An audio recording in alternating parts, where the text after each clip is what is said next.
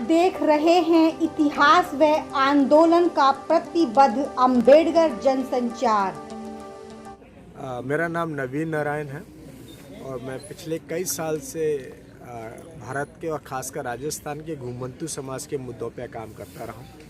और राजस्थान सरकार के अनुसार 32 जातियाँ हैं, जिसमें से 28 जातियाँ अनुसूचित जाति की श्रेणी में आती हैं। नाट, कंजर, बावरिया, बागरिया। आज की तारीख में अगर इनसे ये कहा पूछा जाए कि क्या आप ये तय करिए कि आप राजस्थान के निवासी हैं, शायद वो सिद्ध नहीं कर सकेंगे। अगर सिद्ध नहीं कर सकेंगे तो समाज एक कोई योजना का वो लाभ नहीं ले पाएंगे। इसका मतलब ये रहा कि गरीबी, बेरोजगारी, भुखमरी, अत्याचार, भेदभाव आज भी समाज सहने को मजबूर है। इस मजबूरी पे जब मैं 2006 में जब बाड़मेर में फ्लड आई, उस दौरान मैं एक इंटरनेशनल ऑर्गेनाइजेशंस की तरफ से वहाँ काम कर रहा था, उनके फ्लड के लिए मकान बना रहा था। जब मैं मकान बनाया तो लोगों ने कहा इनके मकान ही नहीं है तो आपने मकान क्यों बनाए? जब मकान ही नहीं है तो कुछ डूबा ही नहीं, आप क्यों बना रहे हैं? मैंने कहा कि इसमें ये लिखा है कि हम नीडी की मदद करेंगे, तो हमने नीडी के लिए काम किया।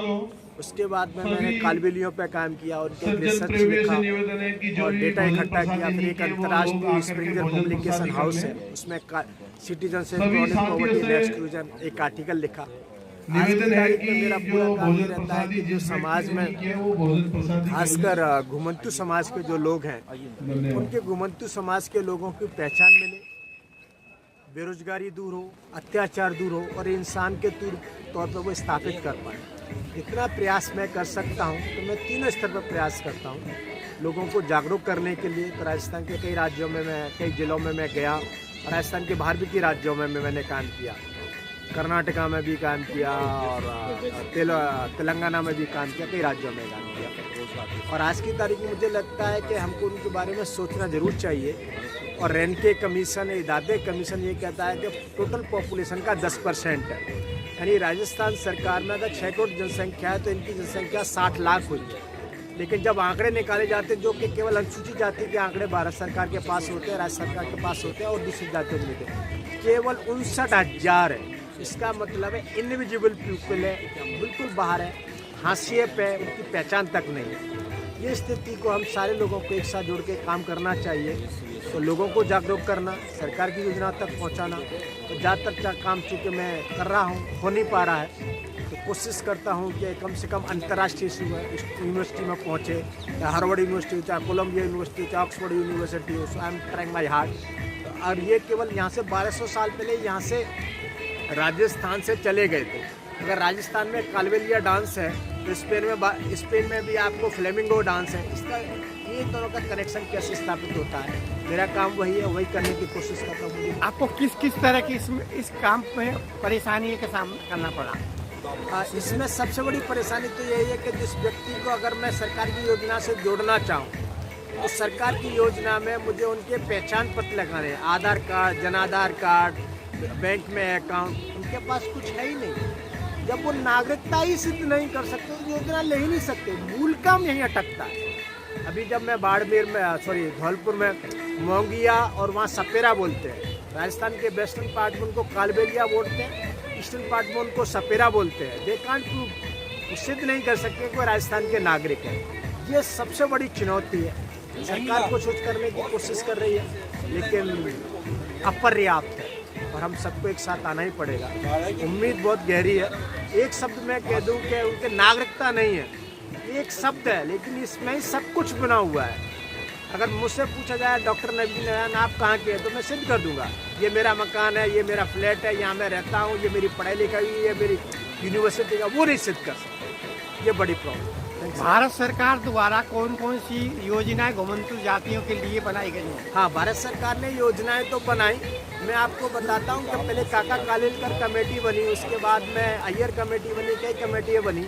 और 2015 में इससे पहले एक रेनके कमीशन बना था, मनमोहन सिंह गवर्नमेंट ने बनाया था।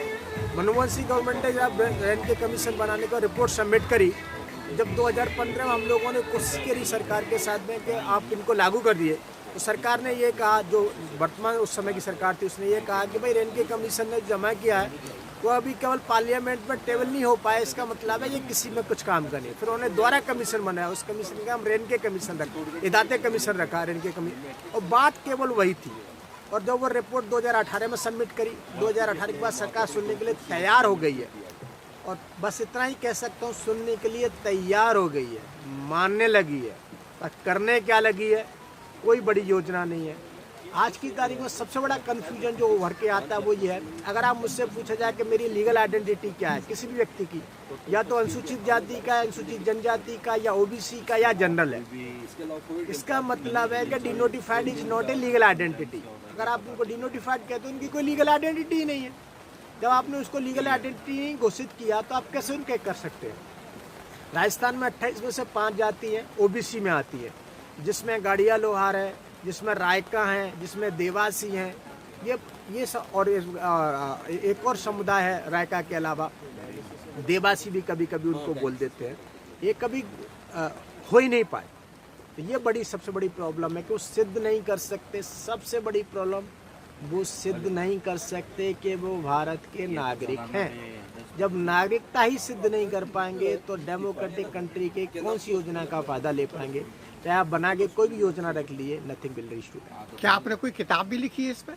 हाँ, मैंने आर्टिकल लिखे हैं। मैंने इसके अलावा कुछ ऐसे समाज हैं जिनको आप जो ये तो हिंदू धर्म के अंतर है, कुछ मुस्लिम धर्म में भी है, जिसमें आपका कलंदर है, जिसमें मिरासी है, जिसमें आपका बाजीगर है, जिसमें आप में मसेत है, जिसमें आपका झूला वाला है, जिनके लोग नाम ही नहीं जानते कि ये भी एक समुदाय है। तो इसका मतलब है वो हिंदू मुस्लिम समाज के वो पूरी तरीके से बाहर है। जैसे टॉक में आप जाइए, बशीर में जाइए, वो बैठे हैं, वहाँ रहते हैं जंगल में। ऐसे ही मुसलमान, ऐसे ही सिख समाज में, जिनको सिकलीगर बोलते हैं, सिकलीगर का काम ये था कि तलवार पर धार रखने हैं, उस तरीके का काम करते थे। बहरूपिया भी मुसलमान बहरूपिया भी है, मुसलमान हिंदू भी है, मुसलमान सिख भी है, बहरूपिया भी है। तो ये कुछ यूनिवर्सिटी में मैं कोशिश कर रहा हूँ। राजस्थान यूनिवर्सिटी में मैंने कोशिश की। मैं जिस विश्वविद्यालय से पढ़ के आया, जिसका नाम जवाहरलाल नेहरू विश्वविद्यालय में पब्लिक हेल्थ का हूँ, वहाँ भी मैंने कोशिश की, उनके साथ भी बातचीत की, कुछ अंतर्राष्ट्रीय विश्वविद्यालयों के साथ भी बातचीत करी, और कुछ विदेश की यूनिवर्सिटीज के उनके साथ भी बातचीत करी कि ये मुद्दा बाहर उठना चाहिए। वहाँ रोमा बोलते हैं, जिप्सी बोलते हैं, सिंधी बोलते हैं, और यहाँ उनको कालबिलिया नट बोलते हैं, कंजर बोलते हैं, बाबरिया बोलते हैं। I think it's a mismatch, और दे आर, और उन दोनों के परिवार सामाजिक रूप से एक है। वो 1200 साल पहले राजस्थान से निकलते हुए गए, चाहे राजस्थान से बाड़मेर से, चाहे बाड़मेर से बार्सिलोना तक गए हों, लेकिन इनका तालमेल एक जैसा बिठता है, जो आज की तारीख में भी दिखता है। It is not documented, it is not research by the university as well as the research. So I am trying my hard to do that. Thanks much.